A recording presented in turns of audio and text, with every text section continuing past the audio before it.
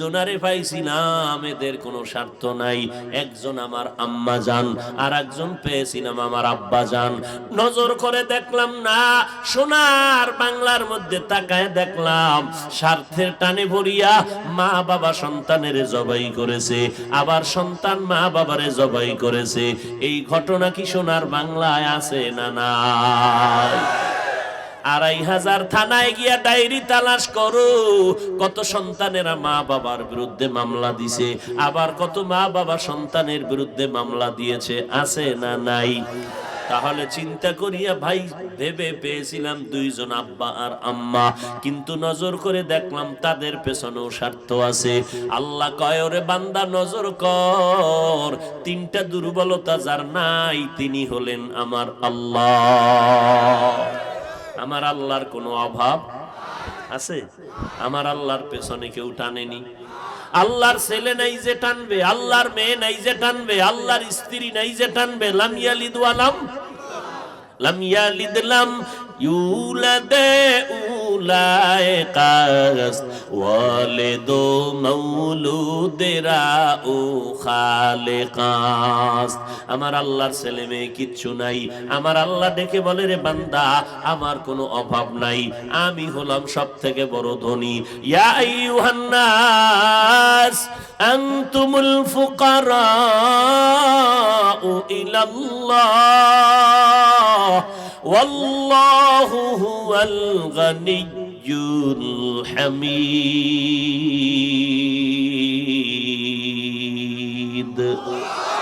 गर तवक्कुल मी कुनी हर सुबह शाम मेरा सानाद रिज़्क़े तू अज़ला मकाम। আল্লাহ পাক বলেন, আমার কোনো অভাব নাই, আমার পেছনে টান নাই, আমি আল্লাহর কোনো স্বার্থ নাই।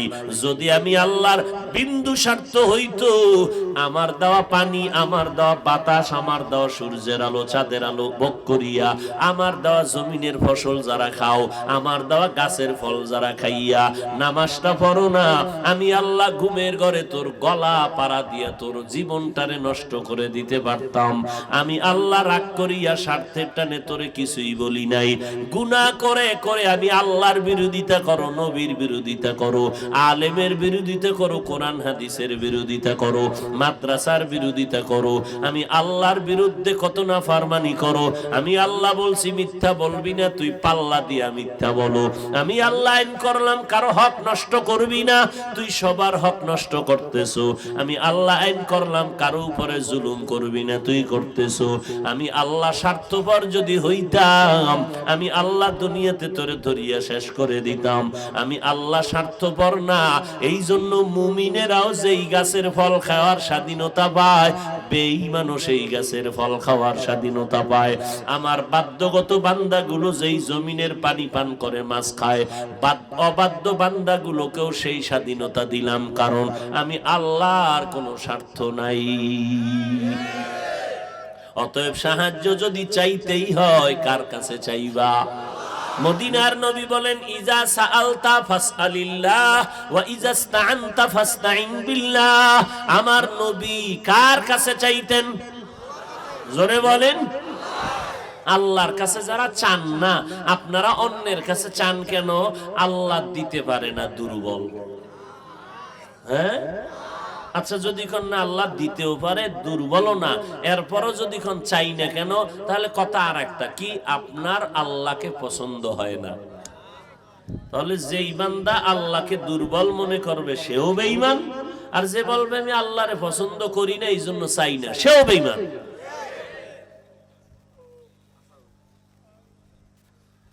আমার আল্লাহ সবল, আমার আল্লাহ দুর্বল না। বান্দা চাইতে দেরি পাইতে দেরি নাই, আমি আল্লাহ দেওয়ার জন্য তৈয়ার।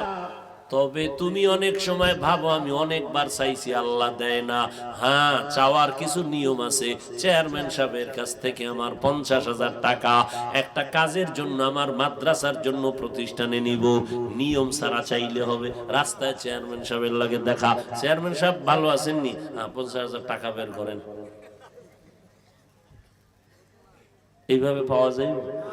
না, দরখাস্ত লেখো, আমার বরাবর ওই ইউনিয়ন অফিসে যাও, আমার পিএস এর সাথে যোগাযোগ করে সুন্দরভাবে দরখাস্ত লেখো, এরপরে তোমার এটা পাস হবে, পাস হওয়ার পরে তোমারে ডাকা হবে।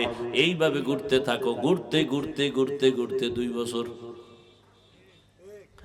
এবার ঘুরতে ঘুরতে টাকা যাও চেয়ারম্যান সাহেব দিল, মাঝখানে অনেকগুলো হাতের ছোঁয়া লাগলো, বরকতের হাত, হাদিয়া খাইতে খাইতে খাইতে খাইতে জায়গায় গিয়া 20,000 নাই।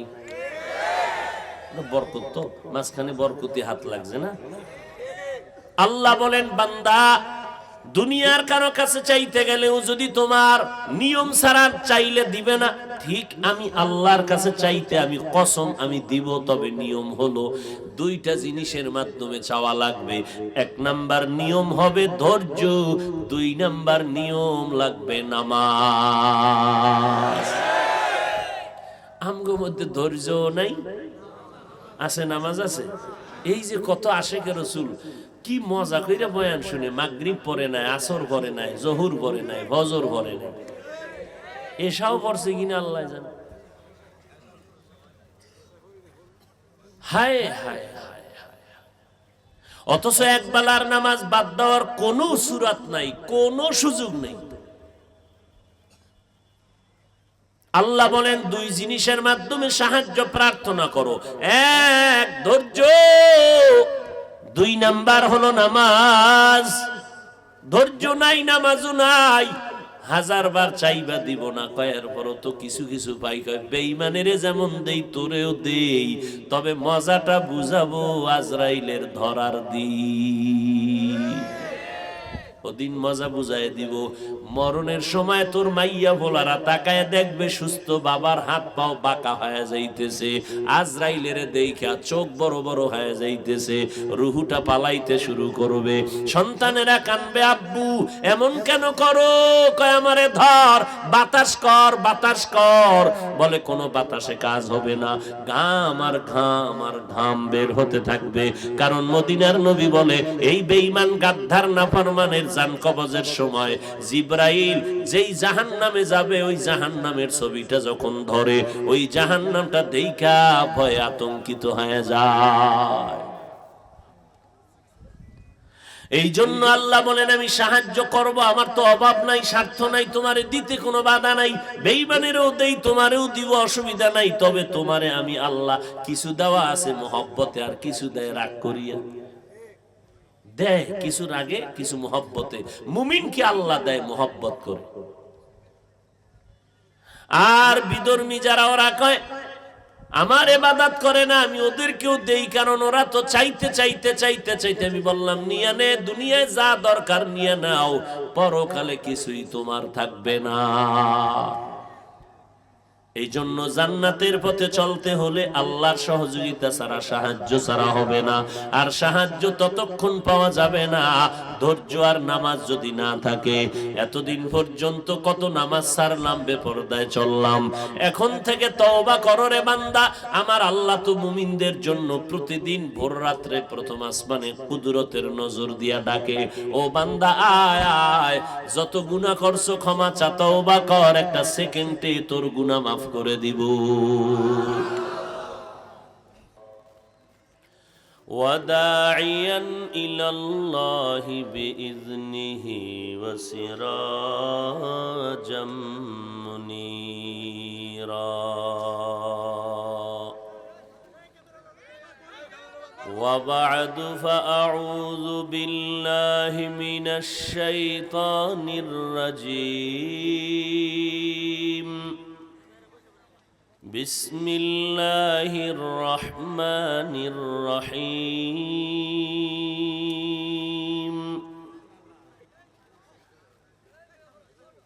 يا أيها الذين آمنوا استعينوا بالصبر والصلاة إن الله مع الصابرين.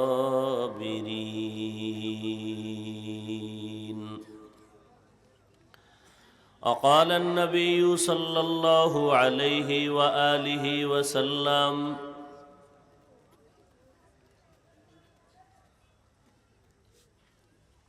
من يرد الله به خيرا يصب منه أو كما قال النبي عليه الصلاة والسلام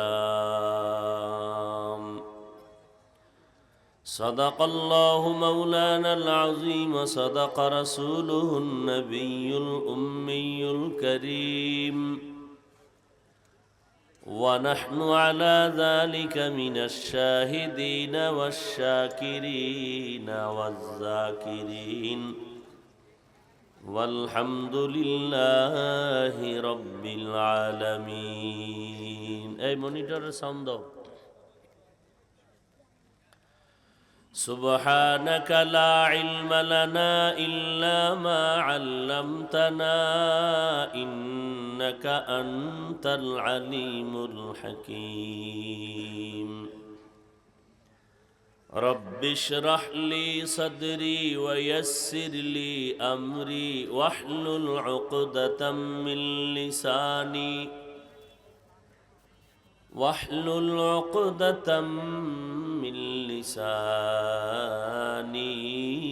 يفقه قولي.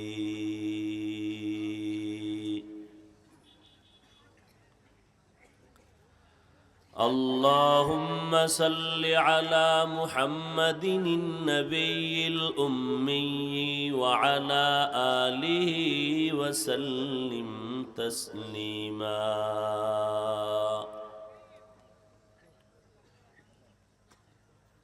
निकलेगा ज़माना आखिर अहले बिदाअत, निकलेगा ज़माना आखिर अहले बिदाअत। इस्लाम में नई नई बाती कर ईजाद, इस्लाम में नई नई बाती कर ईजाद।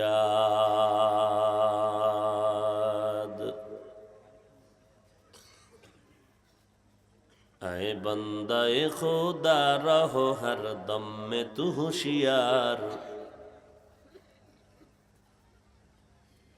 ऐ बंदे खुदा रहो हर दम में तू होशियार। बिदअत का बदबू से करे ईमान बर्बाद, बिदअत की बदबू से करे तेरे ईमान बर्बाद।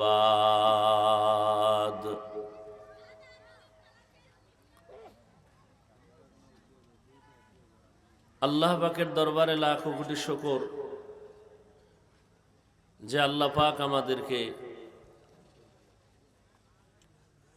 হাজারো মানুষের মধ্য থেকে বাছাই করে এই বেহেশতের বাগানে আশা বসার তৌফিক দান করেছেন। নেয়ামতের শুকর আদায়ার্থে পড়ি আলহামদুলিল্লাহ।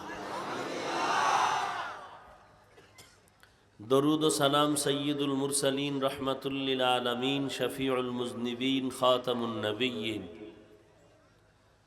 সৈয়দুস সাকালাইন ইমামুল মুরসালিন হযরত মুহাম্মদুর রাসূলুল্লাহ সাল্লাল্লাহু আলাইহি ওয়া আলিহি ওয়াসাল্লামের উপর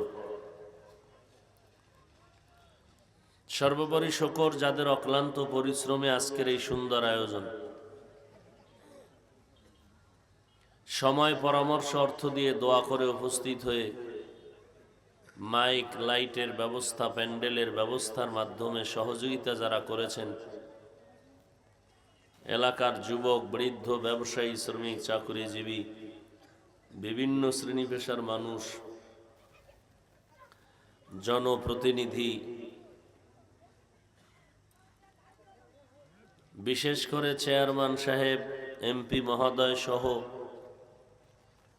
যাদের মহব্বত আর অন্তরের ইচ্ছা থাকার কারণে আল্লাহ আমাদেরকে কিছু কথা বলার মতো, শুনবার মতো পরিবেশ তৈরি করে দিয়েছেন, আল্লাহ পাক এই খেদমতের বরকতে আমাদেরকে দুনিয়াতে শান্তি, পরকালে মুক্তির ব্যবস্থা করে দিন। সংক্ষিপ্ত কথা ওলামায়ে কেরাম বয়ান করেছেন। আমি খুব অল্প সময় কিছু কথা বলার জন্য কোরআনে হাকিমের এক আয়াতে কারিমা তেলাওয়াত করেছি। রাসূল আরবি সাল্লাল্লাহু আলাইহি ওয়াসাল্লামের অসংখ্য অগণিত আমিও বাণী হাদিস শরীফ থেকে একটি হাদিসের অংশ পড়েছি। আয়াত ও হাদিসের আলোকে ইখলাস ও রুহানিয়তের সমন্বয়ে কিছু কথা বলার মতো, শুনবার মতো আমাকে আপনাদের সবাইকে আল্লাহ পাক তৌফিক দান করেন। ভাই ভলিউম দাও। ইয়া আইয়ুহাল্লাযীনা আমানু, হে দুনিয়ার মুমিন নারী পুরুষ, ধনী গরিব, শিক্ষিত অশিক্ষিত, যারা মুমিন আল্লাহ তাদেরকে বলেন ইস্তাঈনু বিসসবরি ওয়াস-সালাহ, তোমরা সাহায্য প্রার্থনা করো সবর ও সালাতের মাধ্যমে। ইন্নাল্লাহা মা'আস-সাবিরিন, নিশ্চয়ই আল্লাহ হলেন ধৈর্য ধারণকারীদের সাথী, বন্ধু। নবীজি বলেন মাইয়ুরিদিল্লাহু বিহি খাইরান ইউসিব মিন, আল্লাহ যাকে বেশি মোহাব্বত করার ইচ্ছা করেন, কল্যাণের ইচ্ছা করেন, আল্লাহ তাকে মুসিবতের গ্রেফতারি পরোয়ানায় পরীক্ষা নেন।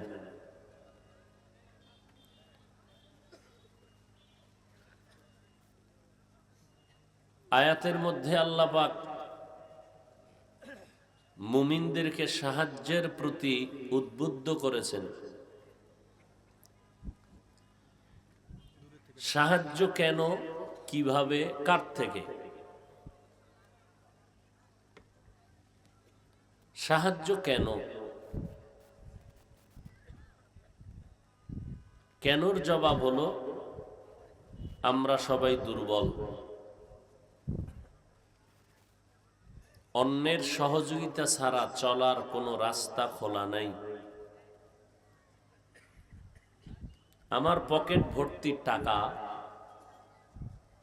সুন্দর বাড়ি, দামি গাড়ি, এরপরও আমি দুর্বল।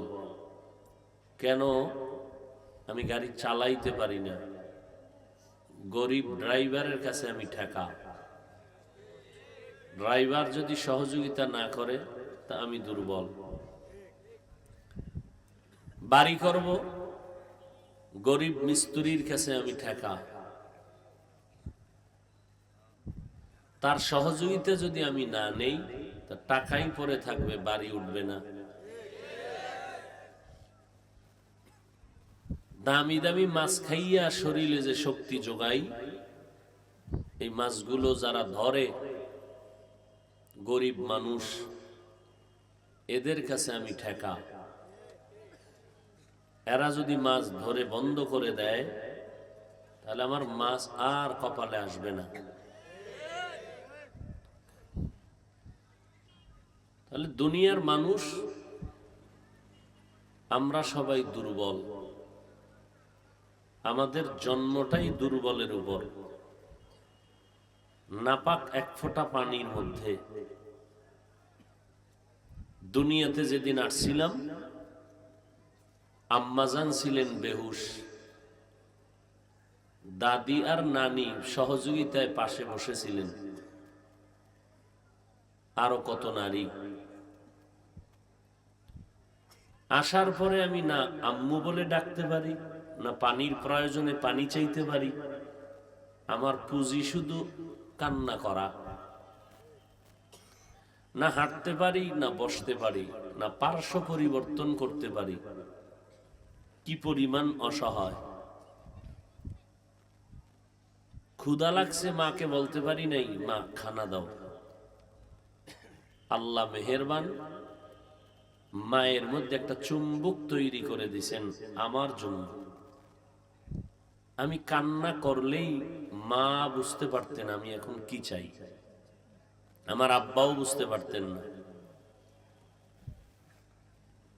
বাবাই বলতেন কাঁদে কেন, বাচ্চা ক্ষুধা লাগছে। মা বলে না, মাত্র 3 মিনিট আগে খানা দিয়েছি। কান্না করে কেন, বলে ঘুমাইব তো, ঘুমের আগের কান্না চলতেছে। তাহলে আমরা সৃষ্টিগতভাবে দুর্বল। কোন দিকে? সব দিক থেকে আমরা দুর্বল। খানার বেলায়, ঘুমের বেলায়, চলার বেলায়, মেধার বেলায়। এক কথায় আমাদের মতো দুর্বল পৃথিবীতে আর কোনো প্রাণী নাই। পিপিলিকার কাছেও আমরা দুর্বল। এই দুর্বলতার মধ্যেও আমাদের জীবনকে সুন্দরভাবে পরিচালনা করতে হবে।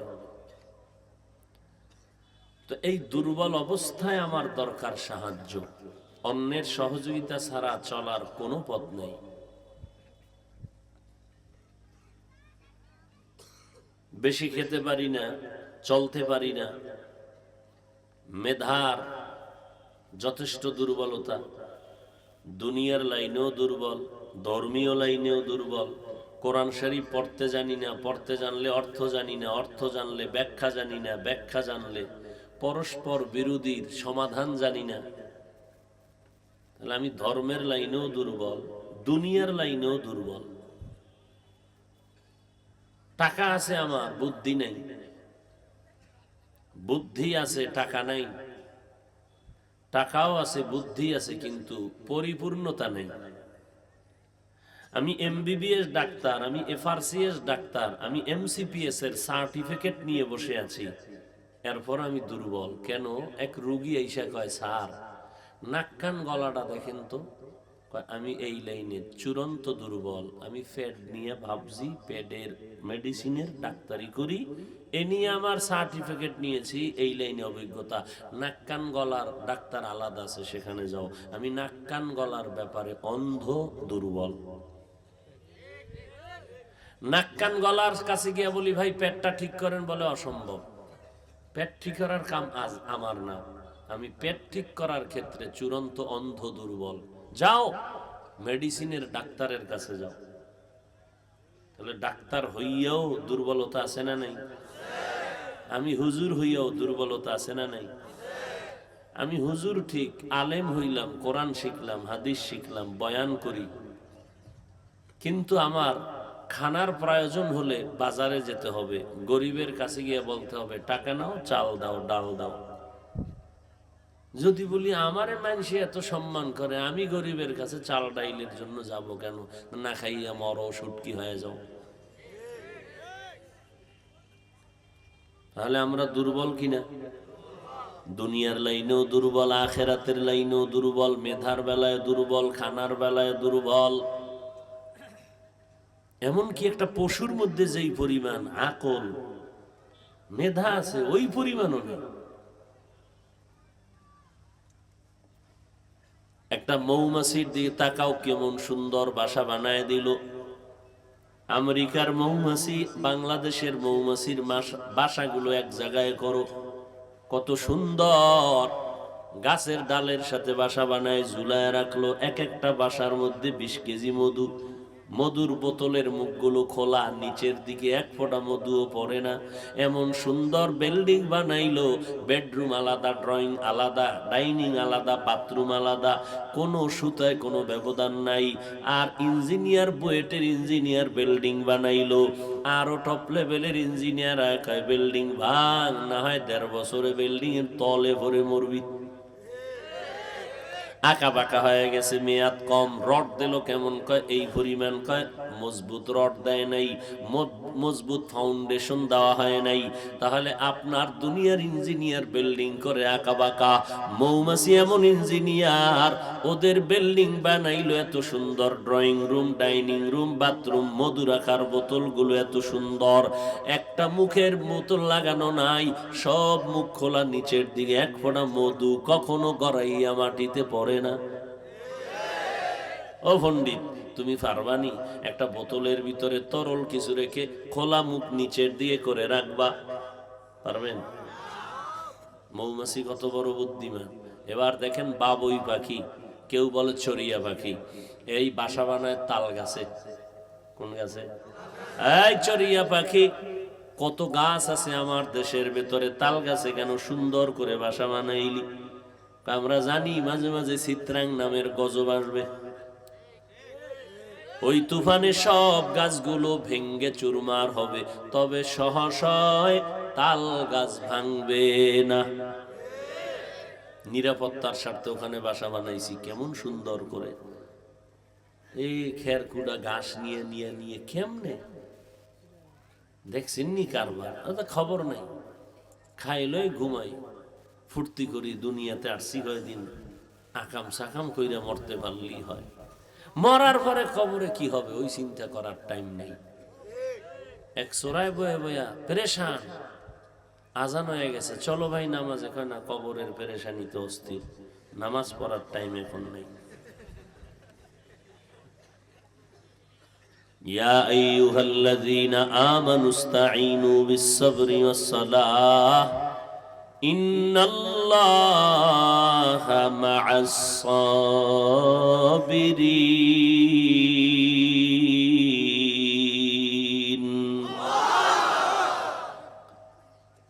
আমরা সবাই দুর্বল।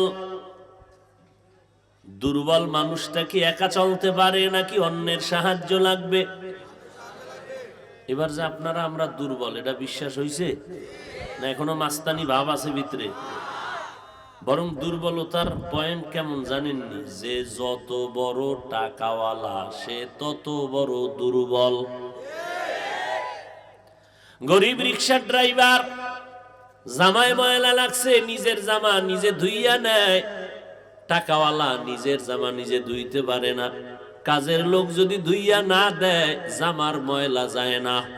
কাজের লোক যদি বাথরুম পরিষ্কার না করে দেয়, বিল্ডিং 5 তলা, ঘরের কাজের মেয়েরা কাজের লোকেরা যদি বিল্ডিং পরিষ্কার না করে, ফ্লোরটা মুছে না দেয়, 1 সপ্তাহের মধ্যে বড় লোকের বাড়ি হবে গরুর গোয়াল ঘর।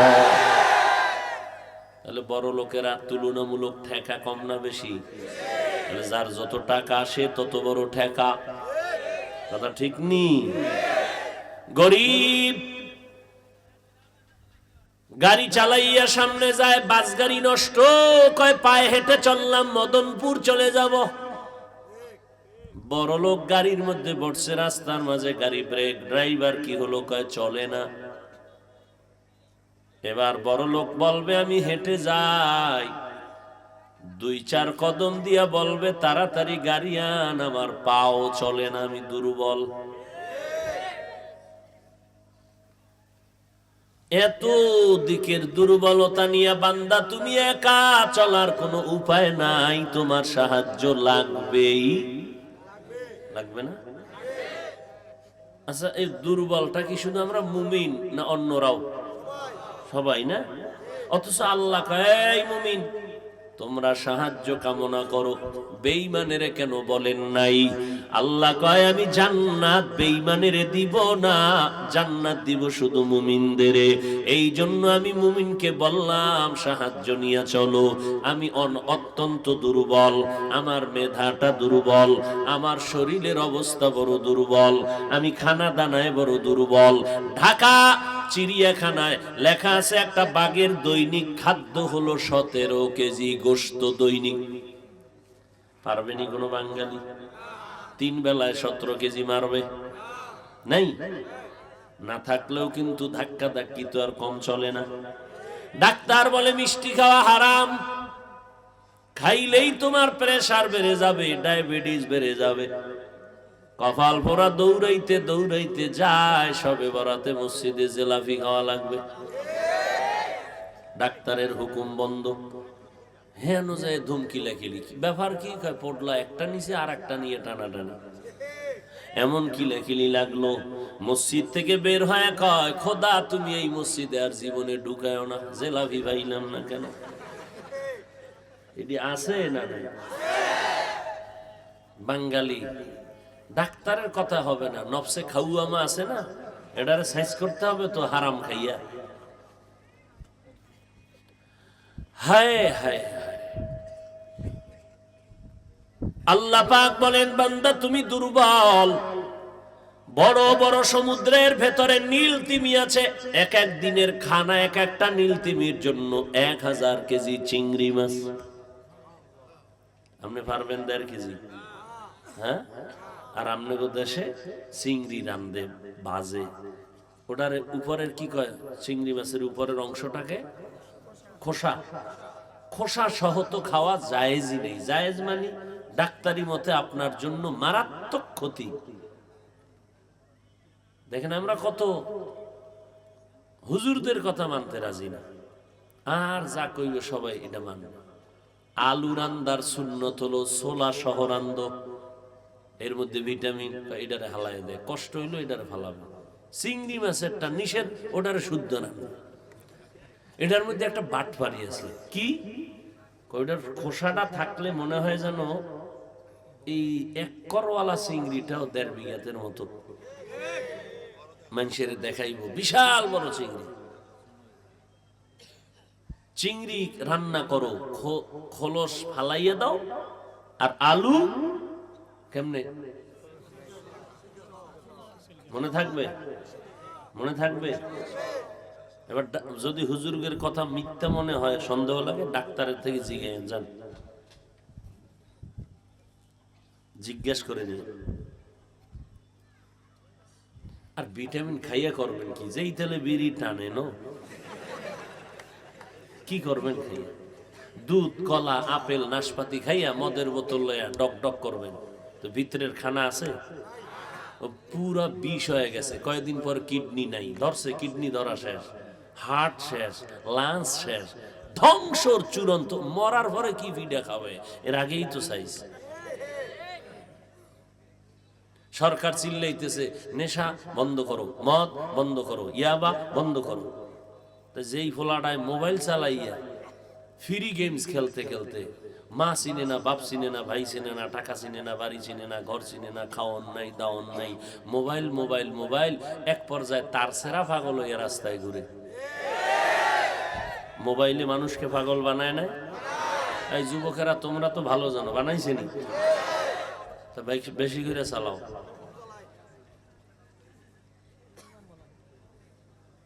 আল্লাহ হেদায়াত দান করুন। মুমিনদের কেন বললেন?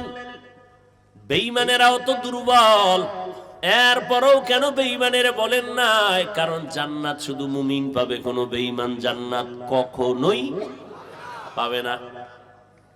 আর মুমিন যদি জান্নাত পেতে চাও, তুমি চূড়ান্ত দুর্বল হইয়া কেমনে চলবা জান্নাতের পথে? তোমার পেছনে 3 দল শয়তান তোমারে পেছনে টানে জাহান্নামে নেওয়ার জন্য।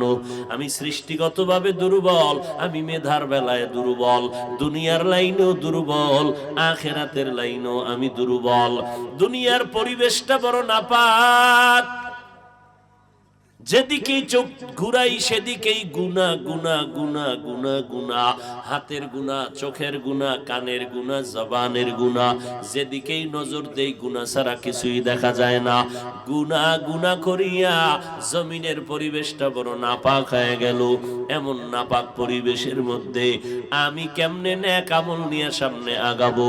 আবার 3 দল শয়তান আমারে পেছন দিক দিয়া বারবার টানে জাহান্নামের দিকে চলো। এক শয়তান আমার শরীরের মধ্যেই থাকে, নফস শয়তান যার নাম। আর একটা শয়তান মাহফিলের প্যান্ডেলের বাইরে দাঁড়ায় আছে, আয় তোরে ধরুম, এতক্ষণ ধরতে পারি নাই, তোরে ধরুম, জিন শয়তান। আর একটা শয়তান তোমার পাশে বয়া বয়া তোমারে খোঁচা দেয়, ওট আর কত শুনবি।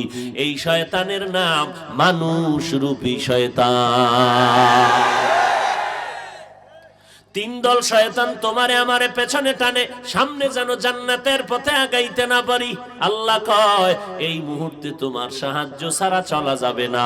এখন তুমি সাহায্য কার থেকে নিবা? তিনটা দুর্বলতা যার নাই তার থেকে সাহায্য নিতে হবে। এক নাম্বার, যার অভাব নাই। যার অভাব আছে সে কখনো তোমার অভাব পূরণ করতে পারবে না। এইবার মাথা খাটাইয়া বলবেন নি জমিনের মধ্যে এমন একজন মানুষ বের করতে পারবেন যার অভাব নাই? বরং যে যত বড় লোক সে তত বড় অভাবী। আমি গরিবের অভাব 100 টাকায় সমাধান হয়, বড় লোকের অভাব কোটি টাকায়ও সমাধান হয় না। অভাব নাই এমন একটা মানুষ আছে দুনিয়ায়? নাই। নাম্বার 2, যার কোনো পেছনে টান নাই। আমার তো পেছনে টানতেছে। সন্তান কয় বাবা কাপড় দাও, স্ত্রী বলে আমার আশা পূরণ করো, আমার আব্বা আম্মা আমারে পেছন দিক দিয়ে টানে, আমার প্রতিবেশী আমারে পেছনে টানে, টাকা দাও টাকা দাও, বাড়ি দাও গাড়ি দাও, এইভাবে টানতেছে পেছনে। তাহলে দুইটা দুর্বলতা। দুনিয়াতে এমন একটা মানুষ নাই যার পেছনে কোনো টান নাই। মা ডাকে পেছন দিক দিয়ে দিয়া যা, বাবায় বলে দিয়ে যাও, স্ত্রী বলে দিয়ে যাও, দিতে দিতে দিতে দিতে ফকিন্নি হইয়া যাইতেছি। এরপরও নিমক হারাম। স্ত্রী কয় তোমার সংসারে শান্তি পাই নাই। সব দিলাম, নিজে না খায় সব স্ত্রীকে দিলাম, নিজের জন্য জামা কিনি না, স্ত্রীর জন্য জামা লাগে না। এরপরও দেখা যায় একটু স্বার্থে আঘাত লাগলে দরজা আটকায় ঘুমায়, এক গ্লাস পানি পর্যন্ত দিতে চায় না। যদি বলি পানি দাও কয় লইয়া খাও, যদি বলি ভাত দাও কয় নিয়া খাও। আমি চৌধুরী বংশের মাইয়া, অর্ডার দিতে সাবধান। আর যদি মগায় খায় যৌতুকের পায়খানা, তা তো সারছে। যৌতুক নামের পায়খানা যারা খায় এরা ইতর, এরা ডাকাত, এরা দুর্নীতিবাজ, এরা পৃথিবীর নিকৃষ্ট চোর। আপনাকে এদিকে যৌতুকের গজব নাই? হালাল না হারাম? নারীর অধিকার চাইয়া স্লোগান দেন, লজ্জা করে না? নারীর উপরে জুলুম করেন যৌতুক নিয়ে, আবার অধিকার চান, লজ্জা করে না? না অধিকারও বুঝেন না? নারীর অধিকার চায় আর বলে ইসলাম নারীর অধিকার দেয় নাই। অথচ সারা দুনিয়ার মধ্যে হিন্দু বৌদ্ধ ইহুদি খ্রিস্টান যত ধর্ম আছে, কোন ধর্মে নারীর অধিকার পুরুষের তুলনায় বাড়ায় নাই। একমাত্র নারীর ইজ্জত সম্মান অধিকার বাড়াইছে ইসলাম।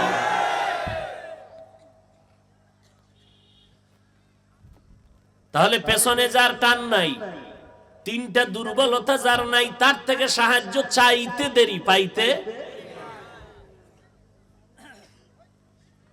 ও আল্লাহর বান্দা, 3 নাম্বার দুর্বলতার নাম হলো স্বার্থ। যার স্বার্থ আছে সে অন্যের স্বার্থ পূরণ করবে না। এবার নজর করে দেখবেন একজন পিসাব আসেনি দুনিয়াতে যার কোনো স্বার্থ নাই? আছে? হ্যাঁ, আরে মুরিদের দেখাইয়া পীর সাহেবের ফ্যাট মোবারক কি, মুরিদেরটা খাইয়া পীর সাহেবের বিশাল বড় টাওয়ার। হ্যাঁ বয়ে কয় ঢুকো জান্নাত রেডি।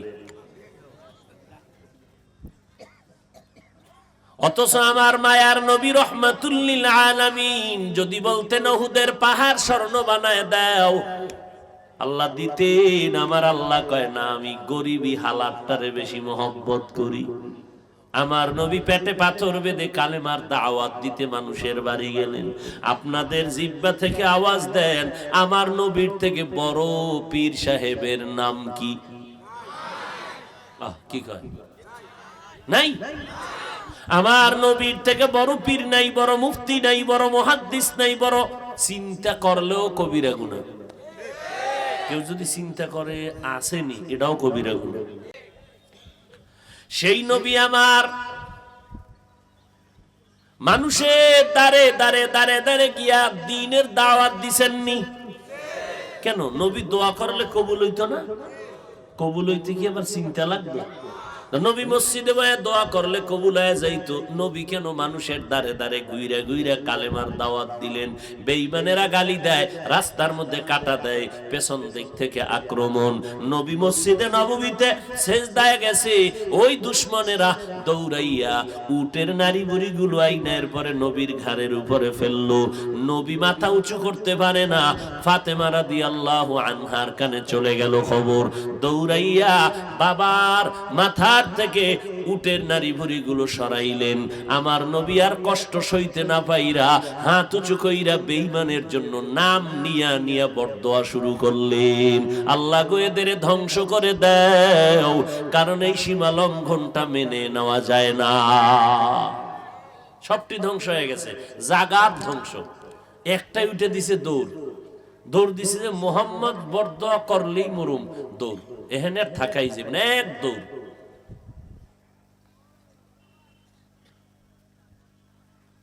অনবীর উম্মত আমার নবী সাহাবায়ে কেরামদেরকে যত পারেছেন দান করেছেন, দান করেছেন। এক বাচ্চা এসে কয় আম্মু চাইছে একটা জামা। নবী কয় আমার গায়ের জামা ছাড়া কোনো জামা নাই। বাচ্চাটা গুইরাইয়া কয় আপনার গায়েরটা চাইছে। নবীজি শরীরের জামাটা খুইলা নিয়ে যা। আল্লাহ আয়াত নাজিল করলেন সূরা বনী ইসরাইলের মধ্যে, নবী এত বেশি হাতকে প্রসারিত করবেন না যে লজ্জা পাইতে হবে, আবার হাতটাকে এত গুটাইয়া রাখবেন না যে মানুষ কৃপণ বলে তুচ্ছ করবে। নিজেরটাও দিয়ে দিছেন।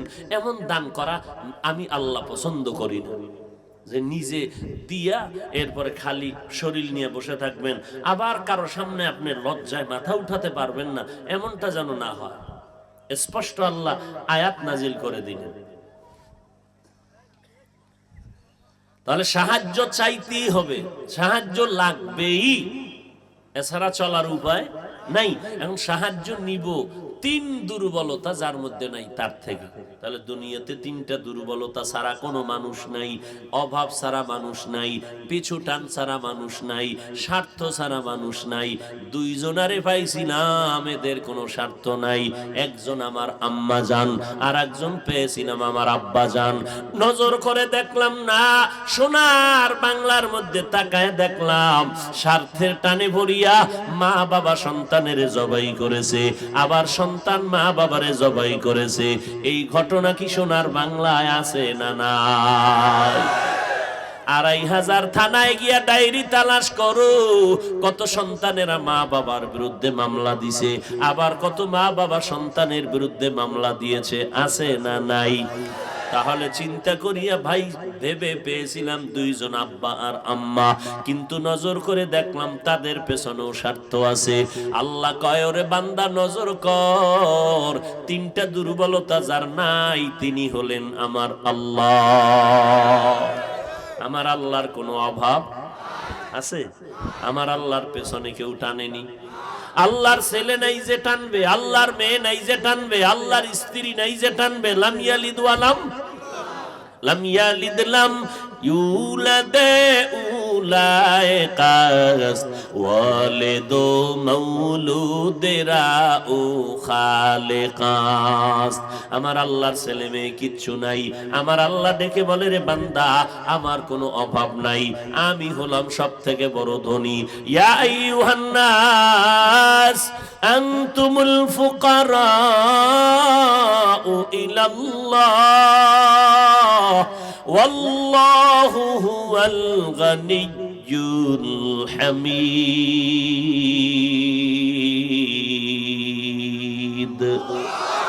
गर तवक्कुल मी कुनी हर सुबह शाम मेरा सानाद रिज़्क़े तू अज़ला मकाम। আল্লাহ পাক বলেন আমার কোনো অভাব নাই, আমার পেছনে টান নাই, আমি আল্লাহর কোনো স্বার্থ নাই। যদি আমি আল্লাহর বিন্দু স্বার্থ হইতো, আমার দেওয়া পানি, আমার দেওয়া বাতাস, আমার দেওয়া সূর্যের আলো চাঁদের আলো ভোগ করিয়া, আমার দেওয়া জমিনের ফসল যারা খাও, আমার দেওয়া গাছের ফল যারা খাইয়া নামাজটা পড়ো না, আমি আল্লাহ ঘুমের ঘরে তোর গলা পাড়া দিয়া তোর জীবনটারে নষ্ট করে দিতে পারতাম। আমি আল্লাহ রাগ করিয়া স্বার্থের টানে তোরে কিছুই বলি নাই। গুনাহ করে করে আমি আল্লাহর বিরোধিতা করো, নবীর বিরোধিতা করো, আলেমের বিরোধিতা করো, কোরআন হাদিসের বিরোধিতা করো, মাদ্রাসার বিরোধিতা করো, আমি আল্লাহর বিরুদ্ধে কত না ফারমানি করো। আমি আল্লাহ বলছি মিথ্যা বলবি না, তুই পাল্লা দিয়া মিথ্যা বলো। আমি আল্লাহ আইন করলাম কারো হক নষ্ট করবি না, তুই সবার হক নষ্ট করতেছো। আমি আল্লাহ আইন করলাম কারো উপরে জুলুম করবি না, তুই করতেছো। আমি আল্লাহ স্বার্থপর যদি হইতাম, আমি আল্লাহ দুনিয়াতে তোরে ধরিয়া শেষ করে দিতাম। আমি আল্লাহ স্বার্থপর না, এই জন্য মুমিনেরাও যেই গাছের ফল খাওয়ার স্বাধীনতা পায়, বেঈমানও সেই গাছের ফল খাওয়ার স্বাধীনতা পায়। আমার বাধ্যগত বান্দাগুলো যেই জমিনের পানি পান করে মাছ খায়, অবাধ্য বান্দাগুলোকেও সেই স্বাধীনতা দিলাম, কারণ আমি আল্লাহর কোনো স্বার্থ নাই। অতএব সাহায্য যদি চাইতেই হয়, কার কাছে চাইবা? মদিনার নবী বলেন, ইজা সাআলতা ফাসআলিল্লাহ ওয়া ইজা ইসতাআনতা ফাসতাইন বিল্লাহ। আমার নবী কার কাছে চাইতেন? জোরে বলেন। আল্লাহর কাছে যারা চান না, আপনারা অন্যের কাছে চান কেন? আল্লাহ দিতে পারে না, দুর্বল। হ্যাঁ, আচ্ছা, যদি কোন না আল্লাহ দিতেও পারে, দুর্বলও না, এরপরও যদি কোন চাই না কেন, তাহলে কথা আর একটা কি, আপনার আল্লাহকে পছন্দ হয় না। তাহলে যেই বান্দা আল্লাহকে দুর্বল মনে করবে সেও বেঈমান, আর যে বলবে আমি আল্লাহরে পছন্দ করি না এই জন্য চাই না, সেও বেঈমান।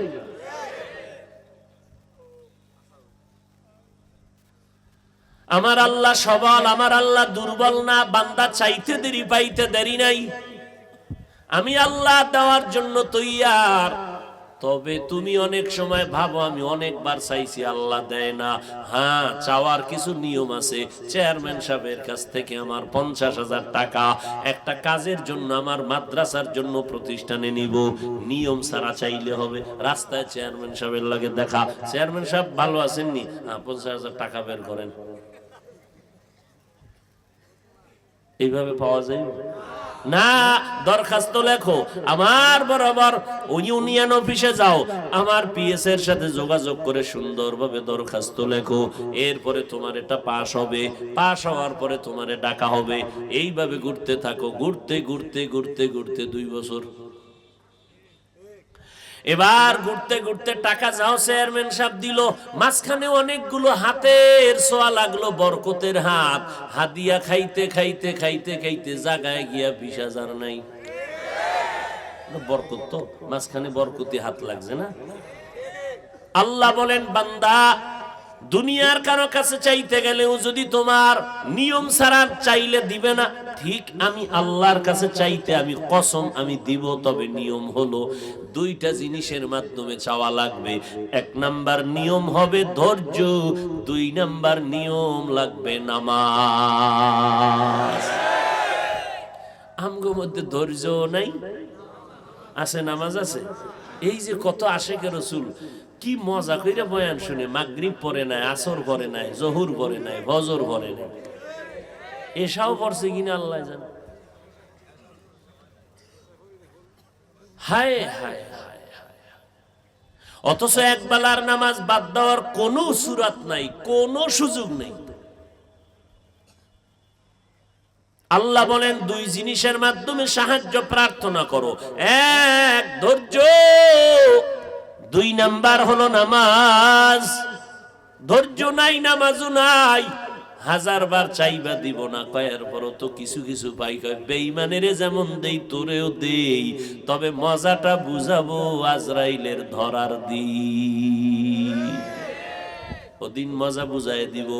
মরণের সময় তোর মাইয়া ভোলারা তাকায় দেখবে সুস্থ বাবার হাত পাও বাঁকা হয়ে যাইতেছে, আজরাইলের দেখা চোখ বড় বড় হয়ে যাইতেছে, রুহুটা পালাইতে শুরু করবে। সন্তানেরা কানবে, আব্বু এমন কেন করো? কয় আমারে ধর, বাতাস কর বাতাস কর।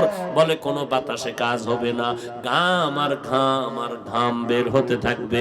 কারণ মদিনার নবী বলে এই বেঈমান গাদ্দার নাফরমানের জান কবজের সময় জিব্রাইল যেই জাহান্নামে যাবে ওই জাহান্নামের ছবিটা যখন ধরে ওই জাহান্নামটা দেইখা ভয়ে আতঙ্কিত হয়ে যায়।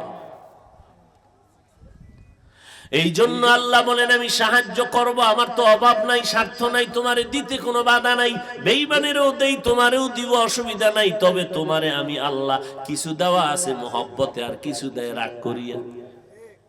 দেয় কিছু রাগে, কিছু মহব্বতে। মুমিনকে আল্লাহ দেয় মহব্বত করে। আর বিধর্মী যারা ওরা কয় আমার ইবাদত করে না, আমি ওদেরকেও দেই, কারণ ওরা তো চাইতে চাইতে চাইতে চাইতে। আমি বললাম নিয়ে নে, দুনিয়ায় যা দরকার নিয়ে নাও, পরকালে কিছুই তোমার থাকবে না। এই জন্য জান্নাতের পথে চলতে হলে আল্লাহর সহযোগিতা ছাড়া, সাহায্য ছাড়া হবে না। আর সাহায্য ততক্ষণ পাওয়া যাবে না ধৈর্য আর নামাজ যদি না থাকে। এতদিন পর্যন্ত কত নামাজ ছাড়লাম, বেপরদায় চললাম। এখন থেকে তওবা করো রে বান্দা। আমার আল্লাহ তো মুমিনদের জন্য প্রতিদিন ভোর রাত্রে প্রথম আসমানে কুদরতের নজর দিয়া ডাকে, ও বান্দা আয় আয়, যত গুনাহ করছো ক্ষমা চা, তওবা কর, একটা সেকেন্ডে তোর গুনাহ মাফ করে দিব। নামাজ লাগবে নি? কয় ওয়াক্ত লাগবে? সপ্তাহে একদিন? হ্যাঁ, মাঝে মাঝে 2-1 ওয়াক্ত নামাজ ছেড়ে দিলে কোনো সমস্যা হবে না। কি হবে? হবে বলার পরে যদি না পড়েন কেমন ফিডা খাবেন? আপনিই বললেন হবে, নামাজ ছাড়লে সমস্যা হবে, আপনিই বললেন, এরপরে যদি না পড়েন।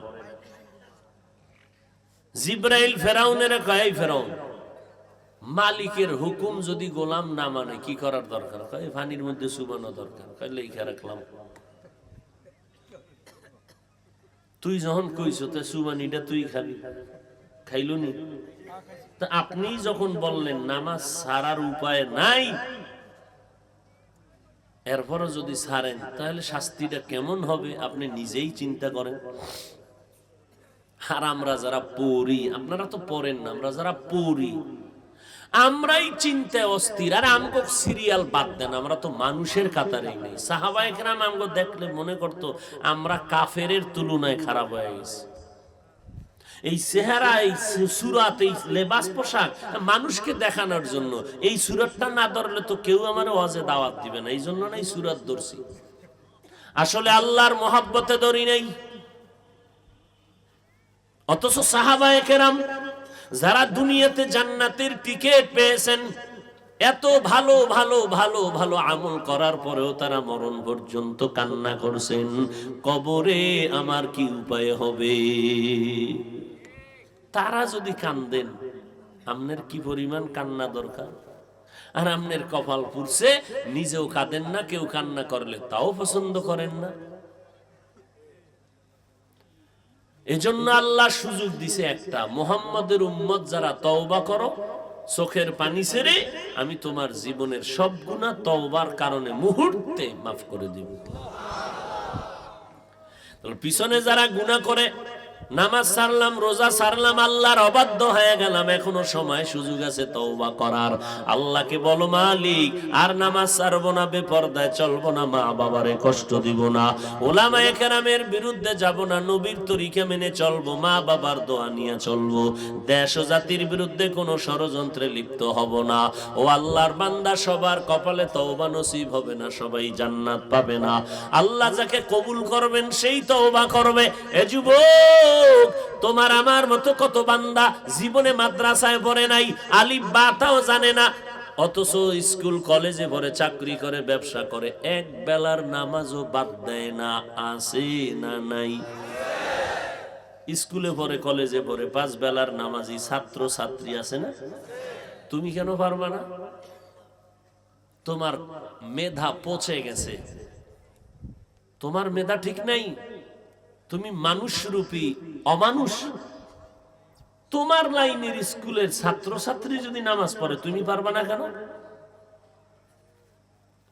তোমার মতো যুবক যদি র‍্যাব, আর্মি, পুলিশ, বিডিআর এর চাকরি করে, নামাজ পড়ে, তুমি কেন পারবা না? তোমার বিবেকটাকে প্রশ্ন করো। তোমার আমার মতো যুবক কোটি টাকার মালিক, ব্যবসা করে, হারাম খায় না, নামাজ ছাড়ে না, অভাব নাই, তুমি কেন পারবা না? তোমার আমার মতো কত বান্দা রাস্তায় গাড়ি চালায়, নদীতে মাছ ধরে, জমিনে কাজ করে, নামাজ ছাড়ে না। ও ব্যবসায়ী ভাই, কত এমপি, কত মন্ত্রী, কত ওসি, ডিসিএসপি 5 বেলার নামাজ পড়ে 1 ওয়াক্ত নামাজ ছাড়ে না, 1 টাকাও হারাম খায় না। তুমি কেন পারবা না রে বাবা? ও পর্দার আড়ালের আম্মা জান, আপনারা নবীদের মা, সাহাবায়ে কেরামের মা, আউলিয়ায়ে কেরামের মা, বড় বড় বড় বড় বড় বড় আদর্শমান সন্তানের মা আপনারা। কয়দিন আর দুনিয়ায় রং তামাশা করবেন, একদিন মরণের ডাক আসবে। সাদা কাপনের প্যাকেটে যেদিন ঢুকবেন, সন্তানেরা আম্মু আম্মু বলে ডাকবে, জবাব আর জবানে আসবে না। সবাই 3টা কাফন 5টা কাফন পরাইয়া কবরে নিয়ে যাবে। দুনিয়ার রঙ্গ খেলা সব জায়গায় বন্ধ হয়ে যাবে। ও আম্মা জানেরা, আপনার মতো কত নারী এখনো আছে, এখনো এলাকায় খুঁজেন খুঁজেন, ভালো করে দেখবেন, ওই আল্লাহর বান্দি 5 বেলার নামাজ তো পড়ে, পর্দা করে, তাহাজ্জুদ নামাজও পড়ে। এমন মহিলা আপনাদের অঞ্চলে আছে না নাই? তাহলে আপনারা কেন পারবেন না রে আম্মা?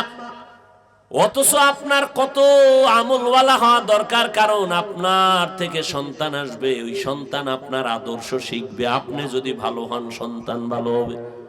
আর ভালো সন্তান রেখে যাবেন, আপনি মরার পরে সন্তান দোয়া করবে, কোরআন পড়বে, দুনিয়ার মানুষেরাও দোয়া করবে। আপনার সন্তানের ব্যবহার দেখে বলবে, ছেলেটা ভালো কেন? ওর মা ভালো, ওর বাবায় ভালো। সবাই সন্তানের দোয়া করবে, সাথে আপনার জন্য দোয়া করবে। অতএব তওবা করে নেন আম্মা জান, জীবনে যত অন্যায় করেছেন আজকে থেকে আর তওবা করে নেন, অন্যায় করবেন না, বেপরদায় চলবেন না, বেগানার বদনজর লাগাইয়া নিজের জীবনটাকে ধ্বংস করবেন না। তওবা করেন, 5 বেলার নামাজ পড়বেন, স্বামীর খেদমত করবেন, সন্তানগুলো আদর্শওয়ালা বানাবেন, নবীজির তরিকা মেনে চলবেন। খাদিজা রাদিয়াল্লাহু আনহা, আয়েশা রাদিয়াল্লাহু আনহা, ফাতেমা রাদিয়াল্লাহু আনহা, এদের মতোই তো আপনারা নারী। তারা কত ত্যাগ স্বীকার করেছেন, আপনি কেন পারবেন না? নিয়ত করে নেন, আল্লাহকে বলেন, আল্লাহ তৌফিক দাও, আমি আর বেগানার বদনজর কপালে লাগাবো না, আমার সন্তানের চরিত্র খারাপ করব না, আমি আর স্বামীর মাল অপচয় নষ্ট করব না। তওবার নিয়ত করেন আর আল্লাহকে বলেন, আল্লাহ তৌফিক দাও, তুমি তৌফিক না দিলে পারবো না। যুবকেরাও তওবা করে নাও, মরিয়া গেলে যাব, হায়াতের মালিক আল্লাহ, ইজ্জতের মালিক আল্লাহ, রিজিকের মালিক আল্লাহ, আর নামাজ ছাড়বো না, নবীর তরিকার বাইরে চলবো না, ওলামায়ে কেরামের বিরুদ্ধে যাব না, দেশ ও জাতির বিরুদ্ধে ষড়যন্ত্র করব না, নবীর তরিকায় চলবো। ও আল্লাহর বান্দারা, মুরব্বীরা সন্তানগুলো আদর্শওয়ালা বানায় যান। কোন দিন মরণ আসবে জানা নাই, আল্লাহ ডাক দেওয়ার আগেই তৈরি হয়ে যান, তওবা করেন। মরিয়া গেলে যাব, আর কখনো নবীর তরিকার বাইরে চলবো না। নবীর তরিকা মানতে গিয়া তো আমাদের স্বাধীনতা নষ্ট হয় নাই। আমাদের লাইনে যারা আছে নবীর তরিকাওয়ালারা, কই এরা ব্যবসা বন্ধ করে নাই, চাকরি ছাড়ে নাই, লেখাপড়া বন্ধ করে নাই। আপনার এত ভয় কেন যে নবীর তরিকা মানতে গেলে বুঝি সব হারায় যাবে? কই আমাদের লাইনের নবীর তরিকা যারা মানিয়ে চলে, এরা কোটি টাকার মালিক, ব্যবসায়ী নাই? তা আপনারা তো পেরেশানি কেন? নবীর তরিকাওয়ালাদের মধ্যে চাকরিজীবী অভাব নাই, কোটি টাকার মালিকের অভাব নাই, বিল্ডিং এর অভাব নাই, সম্মানের অভাব নাই, আপনি কেন পারেন না? শয়তানের ধোকায় পড়ে আছেন, তওবা করেন। আল্লাহ আমাদের সবাইকে তওবাওয়ালা জিন্দেগি দান করেন। যদি নিয়তটা খাঁটি থাকে, অন্তরে কোনো দুর্বলতা না থাকে, খাঁটি তওবার নিয়ত যাদের আছে তারা মাওলাকে 2টা হাত উঁচু করে দেখাইয়া দেন, আল্লাহ তওবা কবুল করে নেন, হাত কবুল করে নেন, তওবার উপরে মজবুত হইয়া চলার মতো তৌফিক দান করেন, আমিন। আলহামদুলিল্লাহি রাব্বিল আলামিন, ওয়াসসালাতু ওয়াসসালামু আলা সাইয়্যিদিল আম্বিয়া ওয়াল মুরসালিন ওয়া আলা আলিহি ওয়া আসহাবিহি আজমাইন। ইয়া আরহামার রাহিমিন, ইয়া আরহামার রাহিমিন, ইয়া আরহামার রাহিমিন। রব্বিরহামহুমা কামা রব্বায়ানি সগীরা। ও আল্লাহ, মাহফিল কবুল করে নেন, আয়োজনকারী, সহযোগিতাকারী, দান সৎকারীদের কবুল করে নেন। মাহফিলের বরকতে এলাকায় শান্তি দান করেন। মা বোনদের পর্দা নিশে আবেদা বানায় দেন, সন্তানগুলো নেককার বানায় দেন। আয় আল্লাহ, যারা ব্যবসা করে, চাকরি করে, হালাল ভাবে বরকত